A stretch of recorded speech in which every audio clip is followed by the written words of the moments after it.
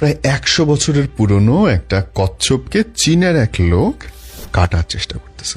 সে এত বড় হাতুড়ি দিয়ে দাম দাম করে মারতেছে, মারতে মারতে হাতুড়ি গেছে ভেঙে।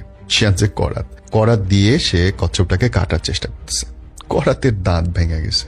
চাইনিজ ভদ্রলোক দাও বের করে দাওয়ের মাথা দিয়ে কচ্ছপের মাথাটা বের করার চেষ্টা করতেছে। যে কোনো ভাবে ওর মাথাটা একবার বের করতে পারলে না, তারপরে আরাম করে কাটা যাবে। কিছুতেই কচ্ছপ মাথা বের করতেছে না। যত জোরে আঘাত করা হচ্ছে, কচ্ছপ তার পা এবং মাথা তত শক্ত করে ভেতরে আটকা রাখতেছে।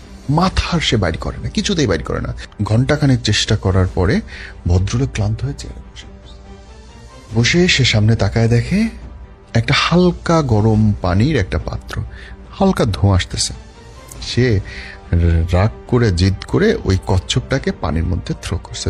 পুরো কিছুতেই কাটতে পারতেছে না, মাথা বাইর করে না, কপালে হাত দিয়ে বসে আছে। হঠাৎ সে খেয়াল করে ওই উষ্ণ গরম পানি পেয়ে কচ্ছপটা মাথা বাইর করছে, চার হাত পা বাইর করছে, তারপরে ওই পানিটা তার গায়ে লাগাচ্ছে। তখন সে টাস করে গিয়ে গলাটা ধরে টাস করে কেটে ফেলে কচ্ছপটা রান্নার জন্য রেডি করলো। জানেন, আমাদের জীবনে কিন্তু এটাই হয়। আপনি কাউকে জোর করে পাওয়ার চেষ্টা করলে, কারো মন ঘোরানোর চেষ্টা করলে, মানুষকে বদলাইতে চেষ্টা করলে, কারো ভেতর থেকে কিছু বের করতে চাইলে বা কাউকে নিজের মতো করতে চাইলে যত জোরে আঘাত করবেন শব্দ দিয়ে বা পরিস্থিতি দিয়ে, ওই লোকটার ভেতরে তত প্রতিরোধ গড়ে উঠবে, সে তত শক্ত হয়ে যাবে।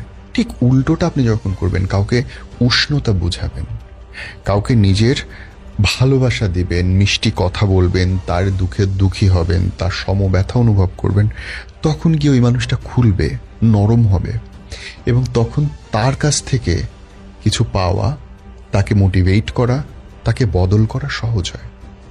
শক্ত কথা বলে মানুষকে বদল করা যায় না। মানুষকে বদল করতে হয় মানুষের আবেগ বুঝে, ভালোবেসে, যত্ন করে।